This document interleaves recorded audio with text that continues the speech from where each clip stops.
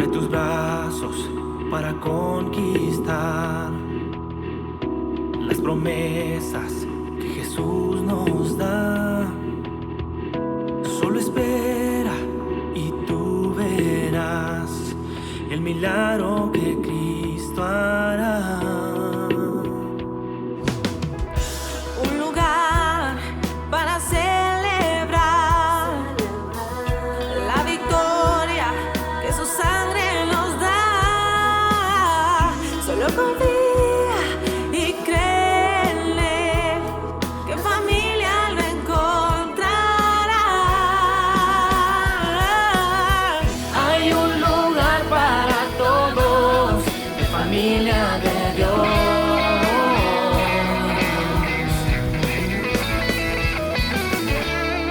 En familia de Dios.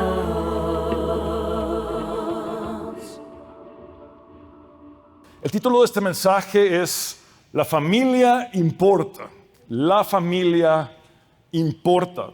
Un estudio publicado en el año 2016 por la revista BMJ, Supportive and Palliative Care, Apoyo y Cuidados Paliativos, realizado con pacientes terminales en 3 países, España, Canadá y Estados Unidos, cuya portada podemos apreciar en las pantallas, estableció que alrededor del 70% de las personas que están en su lecho de muerte se lamentan y arrepienten por las relaciones familiares que descuidaron, ya sea por el exceso de trabajo, el orgullo o el ajetreo de la vida. Investigaciones posteriores han observado patrones similares en otras culturas, confirmando que este tipo de remordimiento es prácticamente universal. En efecto, en sus últimos días de vida, las personas suelen expresar frases como las siguientes: me duele haber malgastado el tiempo que pude haberle dedicado a mi familia. Desearía haber estado más presente en la vida de mi esposa y en la vida de mis hijos. Hoy entiendo que nada valía más que esos abrazos que pude haberles dado y que tristemente no les di. Y que esas palabras que pude haberles dicho y que lamentablemente no les dije. Mi familia se merecía mucho más de mí. Me encantaría regresar el tiempo para ser el esposo y padre, o esposa y madre en el caso de las mujeres, que no fui. Jesús, a punto de morir, nos dio un ejemplo maravilloso cuando, estando clavado en la cruz, acontece lo siguiente. Leamos el relato del Evangelio de Juan, capítulo 19, versículos del 25 al 27, en el nombre del Padre, del Hijo y del Espíritu Santo.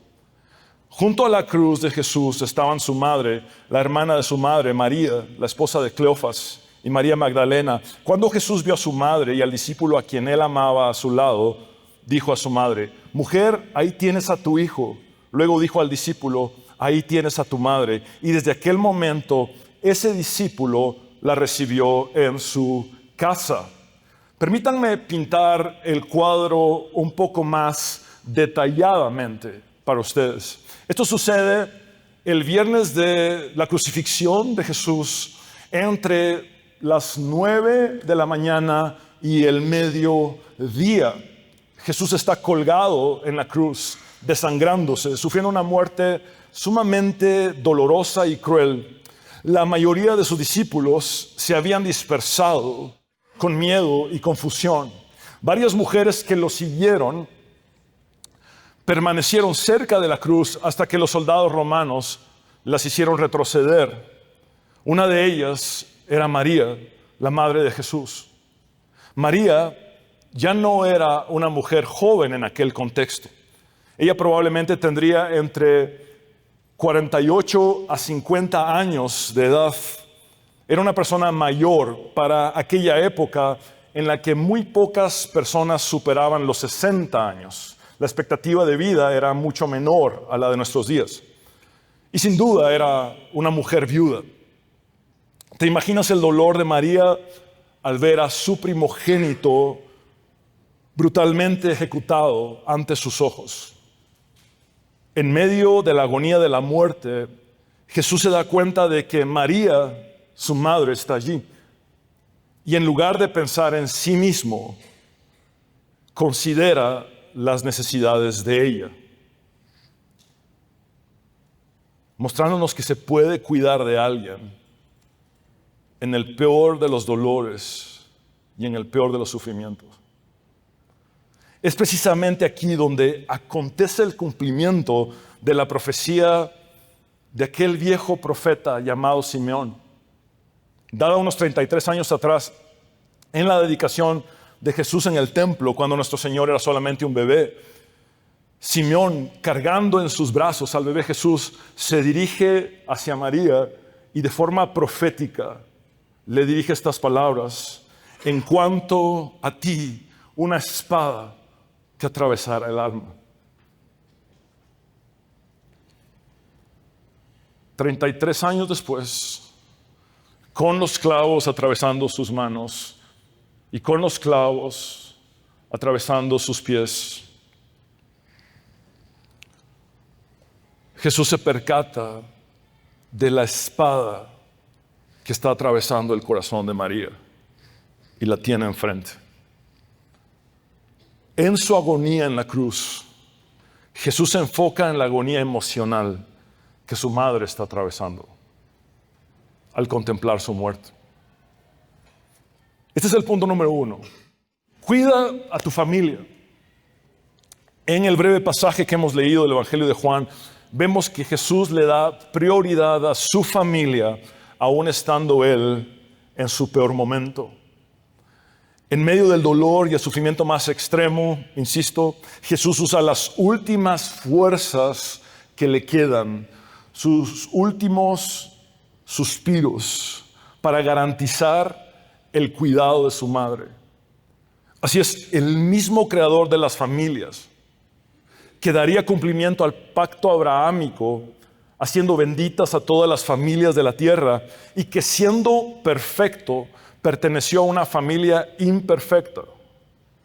Ojo con esto, Jesús siendo perfecto, perteneció a una familia imperfecta.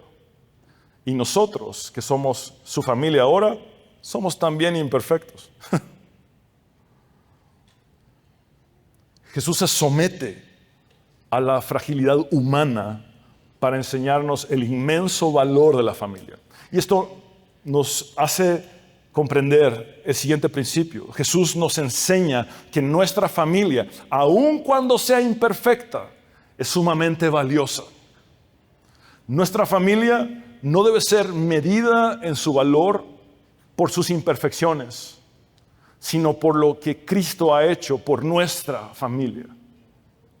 Jesús nos enseña que la familia importa, que la familia cuenta, que la familia significa muchísimo. En aquel momento, Jesús no podía quitarle el dolor a su madre. La espada había atravesado su alma, su corazón, y esto era una realidad inevitable.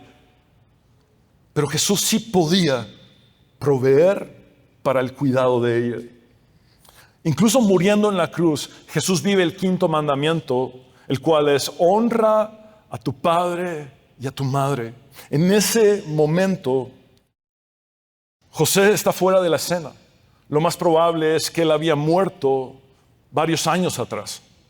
Jesús, como hijo primogénito, es el responsable del cuidado de su madre. Una responsabilidad que no abandona, ni siquiera al borde de la muerte. Al parecer, los medios hermanos de Jesús, que son mencionados por nombre en el Evangelio de Mateo, Santiago, José, Simón y Judas, no están presentes en la crucifixión. Las Escrituras nos dicen que ellos aún no eran creyentes. Leamos Juan 7:5. Lo cierto es que ni siquiera sus hermanos creían en él. Incluso en algún momento ellos se habían preguntado si su medio hermano Jesús estaba fuera de sí o si era un loco. Leamos Marcos 3:21. Cuando sus familiares lo supieron, fueron para llevárselo porque pensaban que estaba fuera de sí. Así que los medios hermanos de Jesús no serían de mucha ayuda ni de consuelo para María aquí cuando Él estaba clavado en la cruz. Los medios hermanos de Jesús llegarían a creer en Él hasta después de la resurrección. Tenemos evidencia de que Jesús resucitado apareció a Santiago y que a partir de allí Santiago creyó en Jesús, llegando a convertirse en el pastor de la iglesia de Jerusalén. También tenemos evidencia de que después de la ascensión, los hermanos de Jesús integraron el grupo de creyentes que estaban en oración, como lo relata Hechos 1:14. Todos estos perseveraban unánimes en oración y ruego con las mujeres y con María, la madre de Jesús, y con sus hermanos.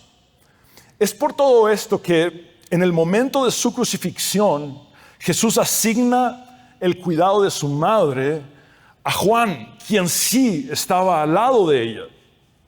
De hecho, Juan habría sido el más joven de los discípulos de Jesús. Jesús se dirige a María llamándola mujer. Y esto podría sonar un poco tosco en nuestro contexto. Pero lo cierto es que el término es cariñoso en arameo. Tal vez el término madre hubiera sido demasiado difícil de manejar para María en aquel contexto. Mujer, ahí tienes a tu hijo. Y a Juan le dice, ahí tienes a tu madre. Jesús usa palabras similares a las que se usan en un compromiso. Él los está uniendo en una nueva relación como madre e hijo. Era como si Jesús hubiese dicho el equivalente a los declaro madre e hijo. Incluso mientras muere por los pecados del mundo, Jesús se preocupa por su familia. Algo que nosotros también deberíamos hacer imitando a Jesús. Dicho de una forma corta, Jesús murió construyendo una familia con personas rotas.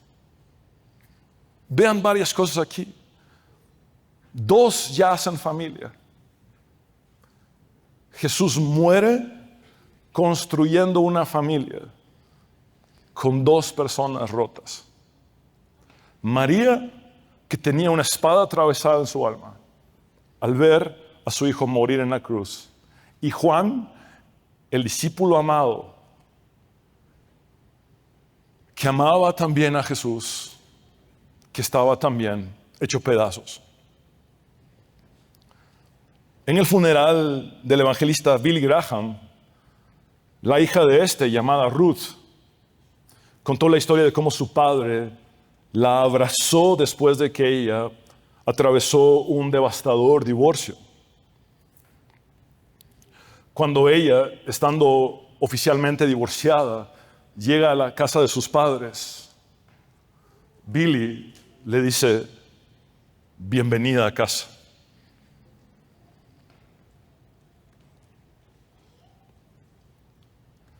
Ella recordó esto en su funeral, en el funeral de su padre.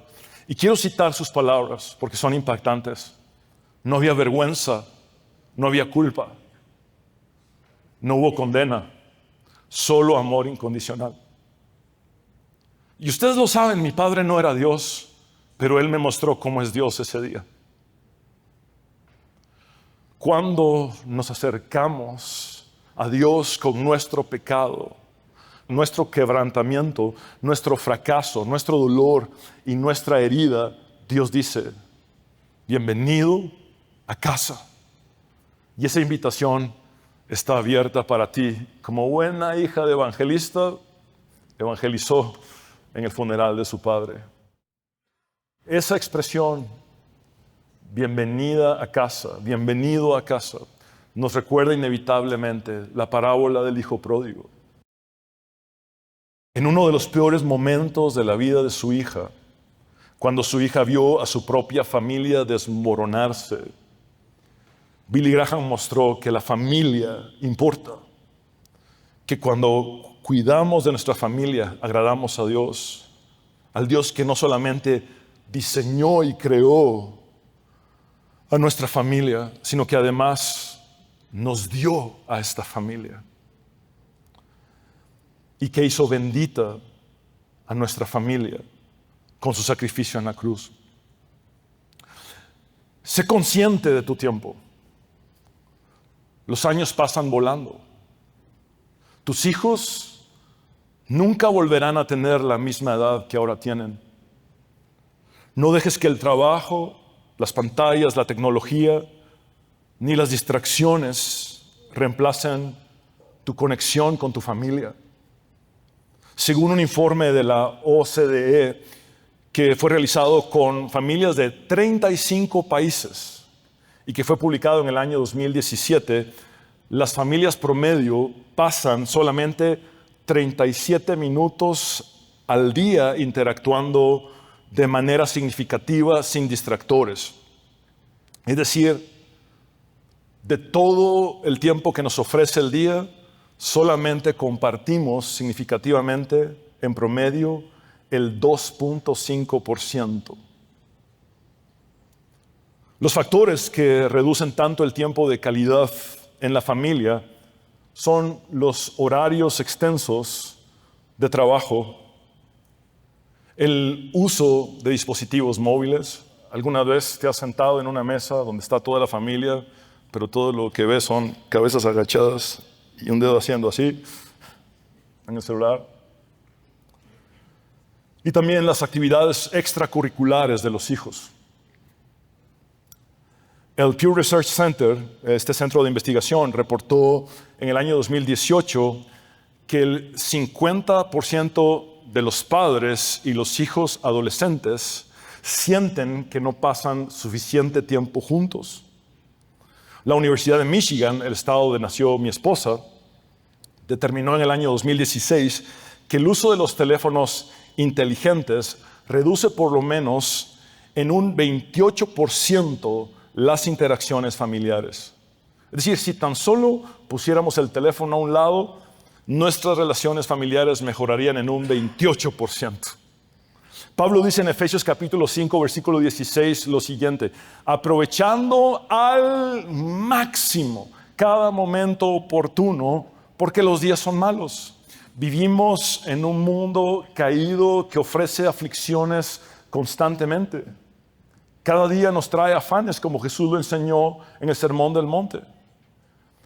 Pero debemos aprovechar al máximo cada momento oportuno que el Señor nos dé con nuestras familias. Para nuestros hijos y familia, la palabra amor se deletrea T-I-E-M-P-O. La palabra amor en la práctica no se deletrea A-M-O-R, sino T-I-E-M-P-O. ¿Qué significa eso? Tiempo. Se dice popularmente, time is money, ¿verdad? El tiempo es dinero. Pero lo cierto es que cuando se trata de nuestras familias, el tiempo de calidad que les damos es amor. Un hombre sabio dijo: cuando muera, quiero que mis hijos me recuerden principalmente por cómo los hice sentir, no por lo que logré material y profesionalmente. En mi caso, mi mayor anhelo es que cuando yo muera, mis hijas me recuerden por cómo las hice sentir, no por los supuestos logros ministeriales que hubiese podido alcanzar, de los cuales ni siquiera tendría mérito alguno. Esto nos hace comprender que como padres estamos llamados a proveer no solo materialmente, sino también emocional y espiritualmente. Les he contado en varias ocasiones que una de las más grandes lecciones de vida que he recibido ha sido de parte de mi suegro, Jack. Él me dijo: cuando llegues a viejo, cuando seas un hombre mayor, cuando tengas mi edad, te vas a dar cuenta de que lo único que te quedará en la vida serán dos cosas: tu fe y tu familia. Cuida tu fe y cuida tu familia. Porque lo cierto, amados hermanos, es que si descuidamos la fe, por un efecto rebote, dañaremos a nuestra familia. Sin fe es imposible agradar a Dios. Sin fe es imposible salir avantes con nuestra familia. Cuando Jesús termina el Sermón del Monte, da esta ilustración. Una casa o familia edificada sobre la arena que se desmorona, y una casa o familia edificada sobre la roca que sale avante. Y algo que impresiona de esa ilustración de Jesús es que ambas casas sufren las mismas pruebas, los mismos embates, las mismas luchas, pruebas y tribulaciones. Pero solo una queda de pie, la que escuchó las palabras de Jesús y las puso en práctica. Y la responsabilidad recae sobre el padre de familia en esta ilustración. Somos sacerdotes de nuestros hogares. Amado hermano, honra a tus padres, instruye a tus hijos, construye un matrimonio sólido intencionalmente. No dé las cosas por sentadas. Theodor Hesburgh dijo acertadamente que lo más importante que un padre puede hacer por sus hijos es amar a su madre. Cuando Catherine y yo nos expresamos nuestro amor, ¿saben qué notamos de nuestras hijas? Seguridad. Pero cuando hay peleas, hay diferencias, cuando nos distanciamos, inmediatamente provocamos inseguridad en nuestros hijos. Cuida de tu familia inmediata, de tu núcleo más cercano. Y en un sentido más amplio, cuida de tu familia extendida. Me refiero a tu familia espiritual. Y ese es el punto número 2 y final. Cuida de tu familia espiritual. Porque de hecho, mucho de lo que sucede en tu familia inmediata es por el impacto de tu familia espiritual. Cuando te congregas, adoras corporativa o colectivamente a Dios, cuando tus hijos son instruidos en la palabra, cuando tú creces en la palabra de Dios, tu familia inmediata es beneficiada y edificada. Por eso es importante entender la manera en la que nuestra familia espiritual repercute en nuestra familia inmediata. Y debemos, por consiguiente, cuidar de nuestra familia espiritual.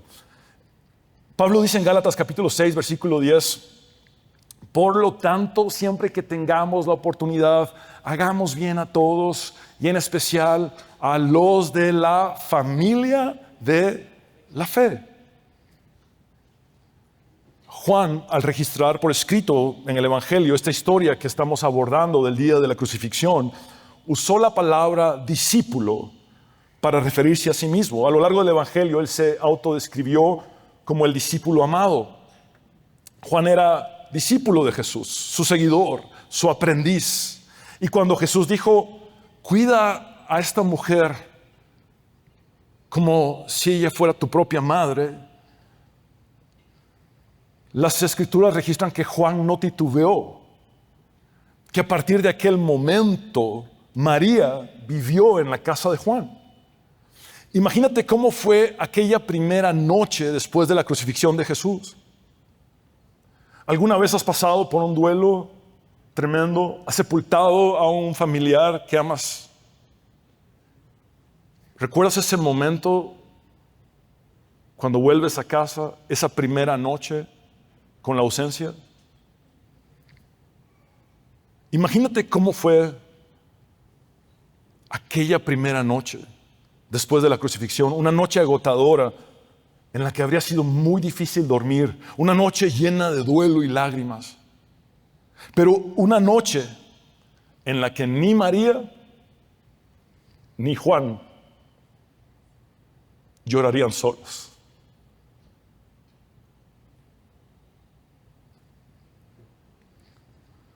Porque se acompañaron mutuamente en su dolor como un hijo y una madre lo hacen. Lo cierto es que aquella relación entre Juan y María habría sido de 2 vías. Jesús le dijo a María: mujer, he allí a tu hijo. Y a Juan le dijo: he allí a tu madre. Había dos vías en esta relación. Juan se convirtió en el hijo que cuidaría de María, pero María también en la madre que cuidaría de Juan. María no era la madre biológica de Juan y obviamente Juan no era hijo biológico de María, pero Jesús sí hizo un vínculo tanto familiar como espiritual entre ellos. El Salmo 68:6 dice: Dios ubica a los solitarios en familia. Y esta promesa Jesús la cumple, incluso desde la cruz, para María y Juan. Dios ubica a los solitarios en familia. Quizá entre nosotros haya personas que tienen una soledad crónica, pero hoy pueden saber que son bienvenidos a esta familia espiritual, que no están solos, que Jesús dijo: y yo estaré con ustedes todos los días hasta el fin del mundo. Y que una manera en la que Jesús expresa esa presencia es a través de su cuerpo, la iglesia. Cuando Jesús llamó a cada uno de los discípulos a seguirlo, también los llamó a ser parte de un grupo, un núcleo de 12 que luego se expandiría a 120 reunidos en el aposento alto, que luego crecería a 3,000 convertidos en el día de Pentecostés y poco después a 5,000, y que ahora está integrado por millones y millones de personas alrededor del mundo. Y todos conectados a nuestro Señor y Salvador, Jesucristo. Cuando te conviertes en creyente, no solo unes tu vida a Cristo, sino que también unes tu vida a la familia de Cristo, a la familia de Dios. Pablo dice en Efesios capítulo 2, versículo 19: por lo tanto, ustedes ya no son extranjeros ni advenedizos, sino conciudadanos de los santos y miembros de la familia de Dios. En 1 Timoteo capítulo 5, versículos 1 y 2, Pablo instruye a este joven pastor Timoteo, dándole indicaciones específicas acerca de cómo tratar a los diferentes miembros de la comunidad cristiana con respeto y amor familiar. Pablo dice: nunca le hables con aspereza a un hombre mayor, sino llámale la atención con respeto, como lo harías con tu propio padre. Esto tiene el sentido de cada vez que te dirijas o interactúes con un hombre mayor en la iglesia local, trátalo como si fuera tu padre. Continúa diciendo: dirígete a los jóvenes, a tus contemporáneos o coetáneos, como si les hablaras a tus propios hermanos. Trata a las mujeres mayores como lo harías con tu madre. Por experiencia, puedo decir que después de que mi madre partió a la presencia del Señor en el 2014, varias mujeres, entre ellas algunas que están sentadas aquí, se han convertido en mi madre. Pero también esta instrucción nos hace ver que debemos tratar a toda persona que tenga la edad de ser nuestra madre como si lo fuera en el contexto de la iglesia. También continúa diciendo: y trata a las jóvenes, a tus propias hermanas, con toda pureza. Como lo señaló Tertuliano, los paganos se quedaban atónitos, impresionados ante el amor de los primeros cristianos. Su radical forma de compartir sus vidas, sus hogares y las comidas con sencillez de corazón, como lo relata Lucas en Hechos capítulo 2, hizo que el mundo exclamara esta expresión que pasó a la historia: miren cómo se aman. ¿Qué es lo que el mundo dice hoy de nosotros? ¿Nos estamos amando a la misma altura de la iglesia primitiva? La iglesia primitiva, llena del Espíritu Santo, funcionaba como una familia espiritual, y nosotros deberíamos hacerlo de la misma manera. En su libro titulado Vida en Comunidad, el teólogo Dietrich Bonhoeffer, que fue perseguido y ejecutado por los nazis en Alemania, escribió: la comunidad cristiana no es un ideal, sino una realidad divina. Es la familia de Cristo donde hasta el más pequeño es recibido como un hermano. En su libro Mero Cristianismo, un libro maravilloso, uno de mis autores favoritos, C.S. Lewis, expresó: en la iglesia somos extraños que Dios ha convertido en hermanos. Él nos ha adoptado en una sola familia.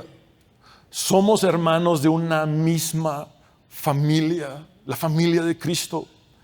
Pero ¿cómo podemos cuidar en la práctica de nuestra iglesia local que conforma nuestra familia espiritual con la que tenemos mayor interacción? Y la mejor manera de amar a la familia espiritual de nuestra iglesia local es por medio de 3 acciones específicas. La primera es llevar las cargas. Pablo dijo en Gálatas 6:2, ayúdense unos a otros a llevar sus cargas y así cumplirán la ley de Cristo. Escucha sin juzgar. Por cierto, la ley de Cristo, ¿saben cuál ley es? La ley del amor.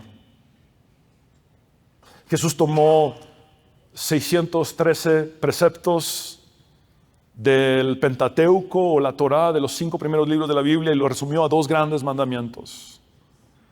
Ama al Señor tu Dios con todo lo que eres y a tu prójimo como a ti mismo. La ley de Cristo es el amor. Por eso, escucha sin juzgar. Ora por tus hermanos.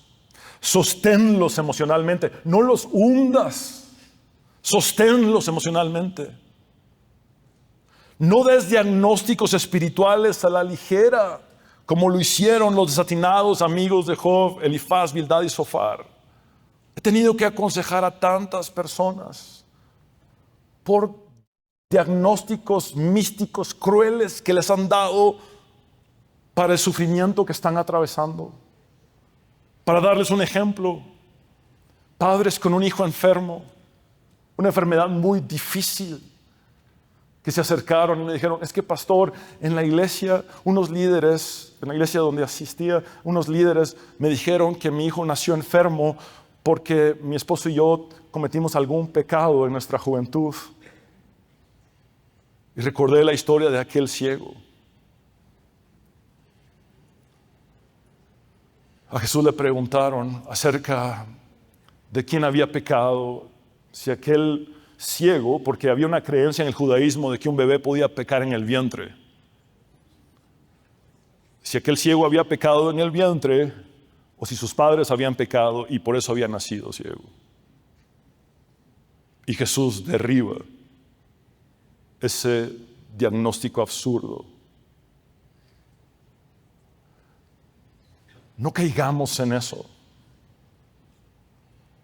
No espiritualicemos la crueldad humana.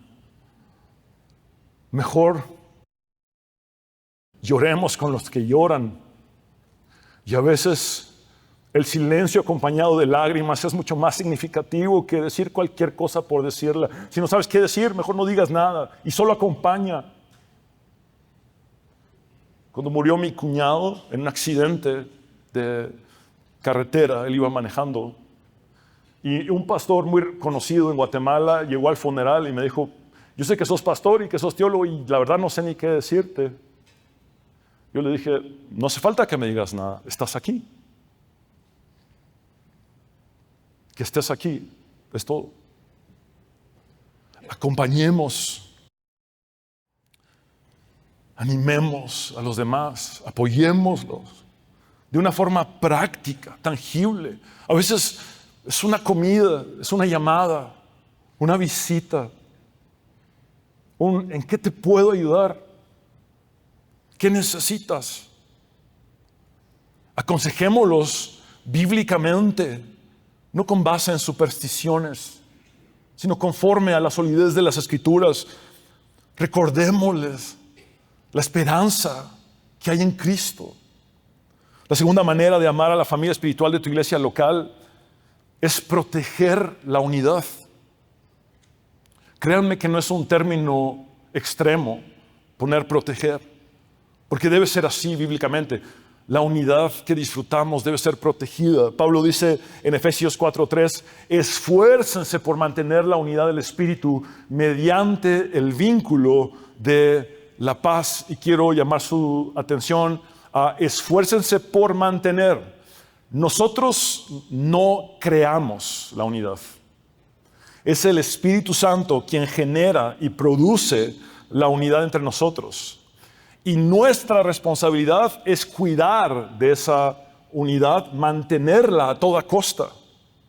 De la misma manera en la que podemos contristar al Espíritu Santo en nosotros con nuestros pecados, también podemos dañar el tesoro de la unidad que Él nos ha dado con nuestros pecados, que van en detrimento de nuestras relaciones y de nuestra iglesia local. Por eso, evita los chismes. No hables a espaldas de tus hermanos. No seas partícipe de las difamaciones y calumnias. Uno de mis mentores, Adrian Rogers, solía decir que una mayor evidencia de la llenura del Espíritu Santo no era tanto hablar en lenguas angelicales, sino controlar la lengua. Coincide con lo que Pablo dijo. Si yo hablase lenguas humanas y angélicas y no tengo amor, nada soy. Criticar a tu hermano, difamarlo, calumniarlo, caer en chismes que van en detrimento de su reputación, eso es no tener amor. Y yo he visto, porque soy un evangélico veterano, crecí en el ambiente de la iglesia evangélica, he visto a personas fluir maravillosamente en las lenguas angelicales y celestiales, siendo unos chismosos de primera, gritándoles a sus esposas, criticando a cuanta persona pueden, destruyendo con sus bocas. No hagas nada con altivez, ni por competencia o contienda. Resuelve los conflictos bíblicamente y no conforme al engaño de tu corazón. A.W. Tozer expresó una frase con una profunda exhortación, diciendo: si los envidiosos, los difamadores y los detractores fueran eliminados de la iglesia promedio, habría un avivamiento de la noche a la mañana. A veces hacemos malabares desde los púlpitos diciendo: queremos un avivamiento, sí, esta iglesia tiene que experimentar un avivamiento. Y la cosa es tan básica como abandonar nuestro pecado.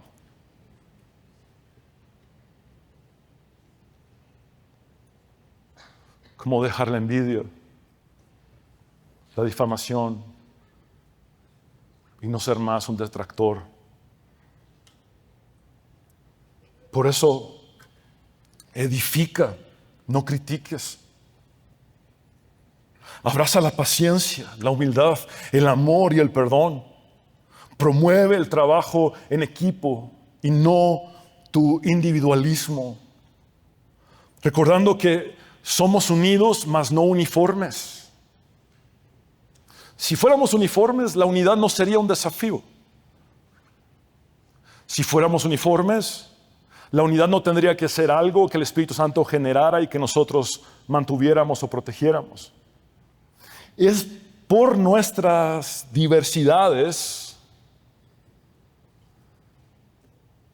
que necesitamos esa obra del Espíritu Santo. Por nuestra diversidad, que puede ser una gran fortaleza si tan solo nos amamos los unos a los otros.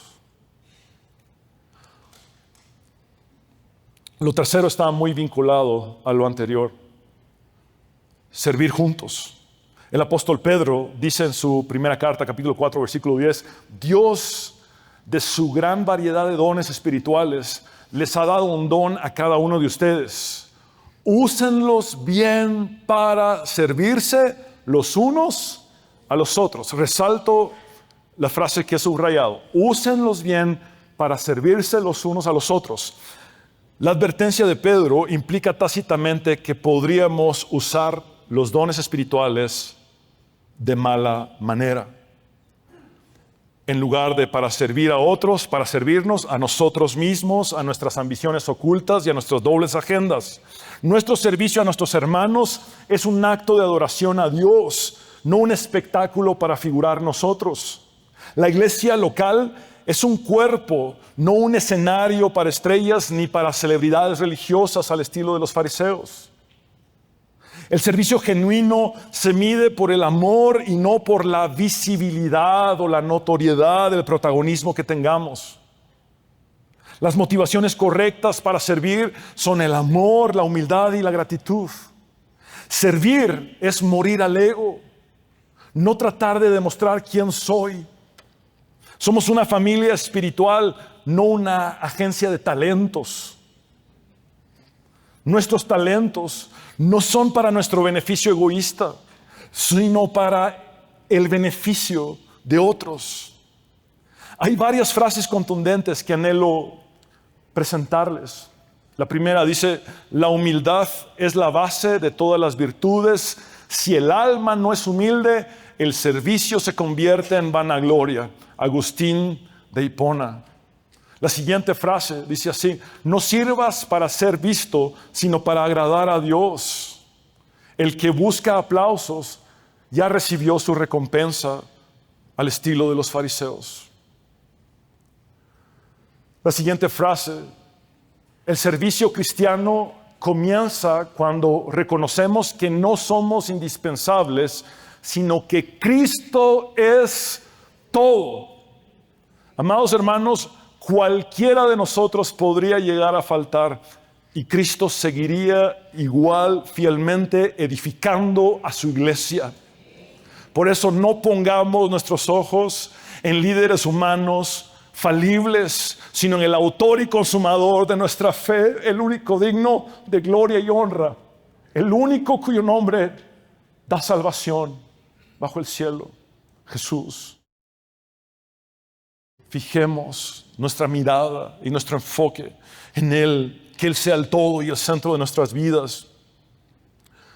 La siguiente frase dice: el orgullo espiritual es el cáncer del alma, hace que hasta el servicio sea un instrumento de autoadoración. C.S. Lewis. ¿Cuán bajo podemos caer los seres humanos que sirvamos en una iglesia local buscando idolatría hacia nuestro ego?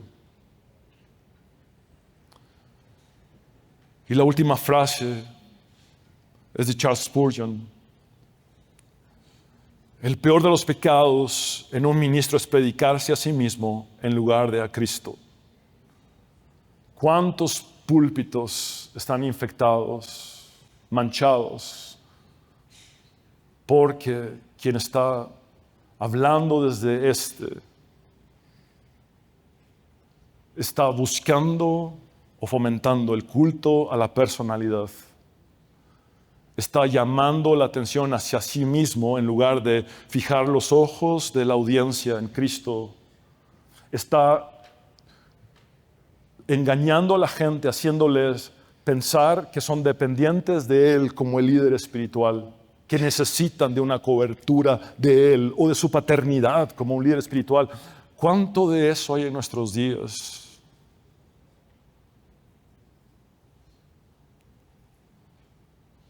Predicarnos a nosotros mismos cuando hay tanto que decir acerca del único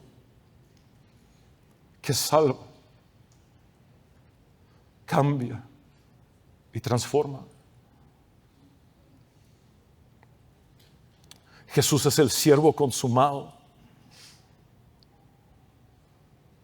En más de una ocasión les dijo a sus discípulos: no he venido para ser servido, sino para servir. Un siervo se enfoca en las necesidades de otro. Eso es el servicio demostrado por Jesús. No enfocarse en sí mismo, sino en servir a otros. Por eso la autonegación en el cristianismo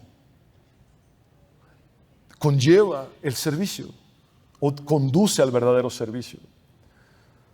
Leamos Mateo 20:28, así como el Hijo del Hombre no vino para que le sirvan, sino para servir y para dar su vida en rescate por muchos. Y vemos a Jesús haciendo esto. Como siervo, se enfoca en las necesidades de otro, incluso estando clavado en la cruz. Él no estimó el ser igual a Dios como cosa que aferrarse, sino que se despojó, se vació a sí mismo, tomando forma de siervo, hecho semejante a nosotros.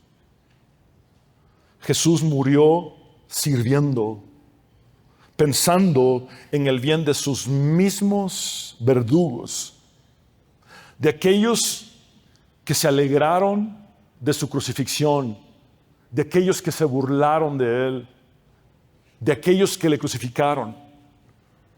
Cuando Él expresó, Padre, perdónalos, porque no saben lo que hacen.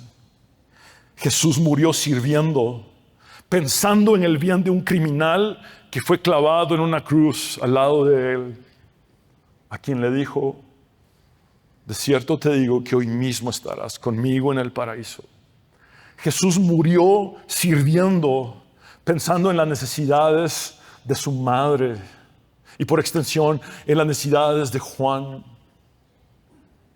Jesús murió sirviendo, pensando en ti, en tus necesidades, pensando en nosotros, dándonos el perdón de nuestros pecados, la limpieza de nuestra maldad, la salvación y la vida eterna, haciendo de nosotros su familia, la familia de Dios. Incluso en sus últimos momentos de vida sobre la cruz, Jesús demostró ser un hombre de familia. Y nosotros debemos seguir su ejemplo porque la familia importa. Jesús nos llama a cuidar de nuestra familia inmediata y a cuidar también de nuestra familia espiritual, la iglesia local. Que Dios permita que al llegar al desenlace de nuestra vida terrenal, seamos de ese escaso 30% sin remordimientos ni culpas. Porque hicimos y dimos lo mejor de nosotros para nuestras familias. Aún en medio de nuestras debilidades e imperfecciones, lo dimos todo por amor a ellos. Jesús modela en la cruz el amor que como esposos debemos tener por nuestra esposa.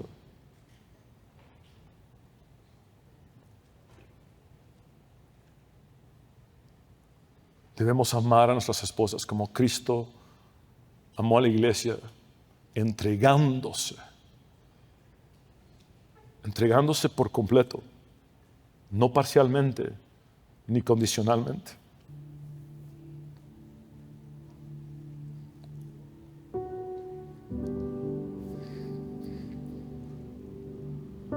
Comencé hablándoles de cómo, clavado en la cruz, Jesús construye una familia de dos personas rotas, María y Juan.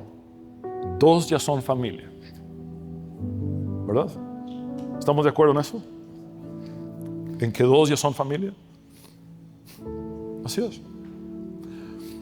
Voy a decir esto con mucho cuidado porque las ideologías de turno que son impuestas en diferentes contextos tergiversan muchas cosas, pero partiendo del hecho de que Dios nos creó hombre y mujer y que diseñó la familia de esa manera en la que solamente por medio de la unión de un hombre y una mujer puede haber una descendencia de herencias llamados hijos, quiero decirles lo siguiente.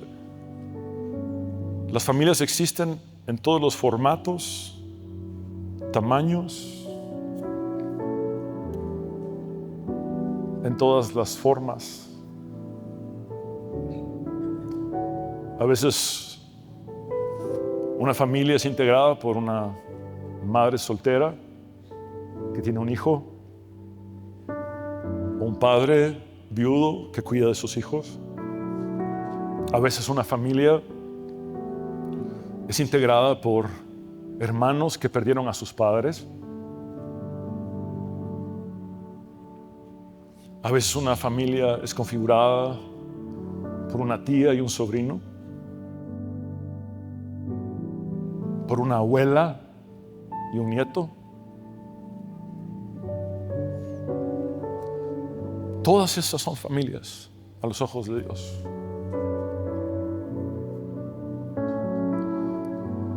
Y es conmovedor que los hijos biológicos de María, los 4 mencionados por nombre en el Evangelio de Mateo, no estuvieron con ella en su peor momento. Pero Jesús dice, Juan sí va a estar ahí. Y ahí es donde la familia espiritual a veces asume un rol mucho más importante que la misma familia biológica. Por eso, sea cual sea la configuración de tu familia,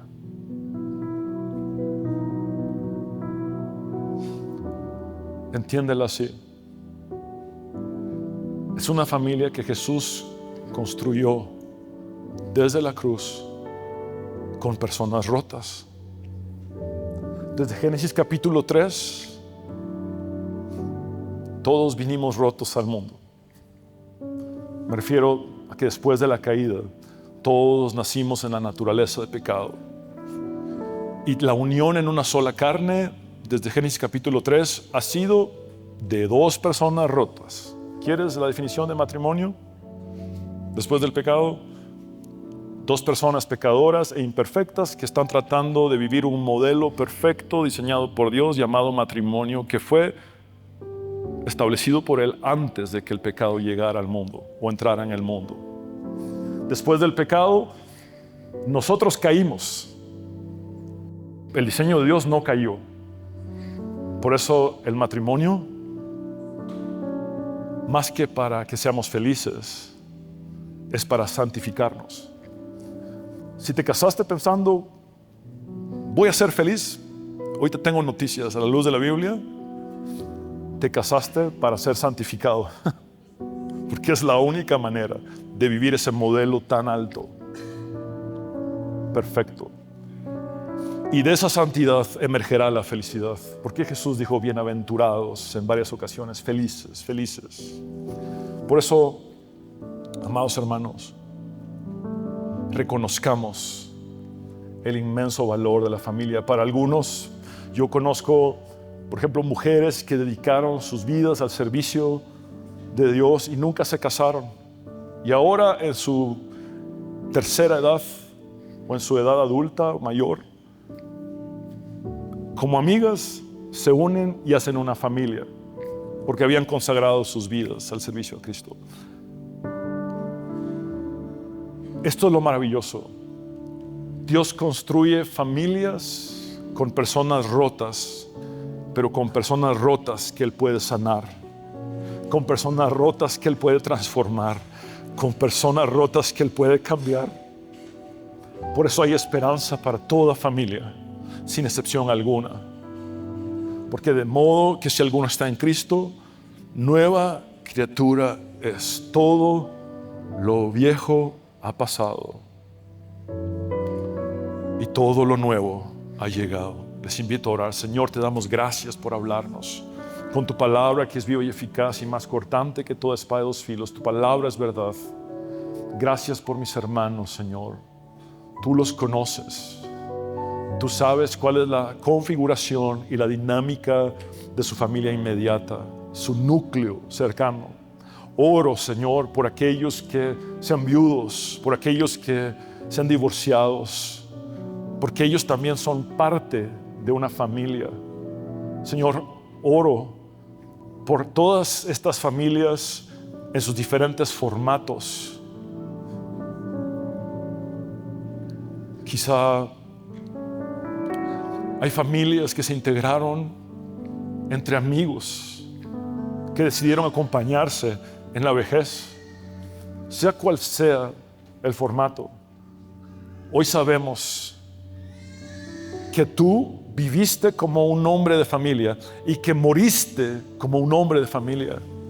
Permítenos vivir como hombres de familia, y en el caso de las señoras, como mujeres de familia. Pero también, Señor, permítenos morir siendo personas de familia. Ayúdanos, Señor. Gracias por hacer benditas a nuestras familias. Guíanos con tu Espíritu Santo. Gracias por nuestra iglesia local. Gracias por nuestra familia espiritual. Señor, que podamos llevar las cargas los unos de los otros. Que podamos, Señor, proteger la unidad que tu Espíritu Santo nos ha dado como un tesoro. Que podamos servir unidos para tu gloria. Señor, esta familia aún necesita crecer, porque tú viniste a buscar y a salvar lo que se había perdido, y hay muchos afuera que aún deben ser parte de esta familia. Haz de nosotros una iglesia evangelizadora, Señor. Quiero hablar contigo, hombre y mujer, que necesitas entregar tu vida a Jesús. Haz esta oración de fe conmigo, cree con tu corazón y confiesa con tus labios y dile: Señor Jesús, sálvame. Reconozco que soy pecador, pero también sé que tú moriste en la cruz para perdonar mis pecados. Creo en tu resurrección al tercer día y recibo el regalo de la vida eterna. Cámbiame y transfórmame con el poder de tu Espíritu Santo, porque yo no lo he logrado en mis fuerzas. Ya no quiero servir al pecado, quiero servirte a ti, Dios, y a mis hermanos. Haz de mí un instrumento en tus manos, Señor. Sé mi Señor y Salvador eternamente. Es en tu nombre, Jesús, el único nombre bajo el cielo dado a los seres humanos en el cual podemos ser salvos. El nombre sobre todo nombre. El nombre bajo el cual toda rodilla se doblará y toda lengua confesará que tú eres el Señor, para la gloria de Dios Padre, que hemos orado. Jesús, nuestro amado Jesús. Amén y amén. Abre tus brazos para conquistar las promesas que Jesús nos da. Solo espera y tú verás el milagro que Cristo hará. Un lugar para celebrar la victoria que su sangre nos da. Solo confía y cree en Él, que en familia lo encontrará. Hay un lugar para todos, de familia de Dios.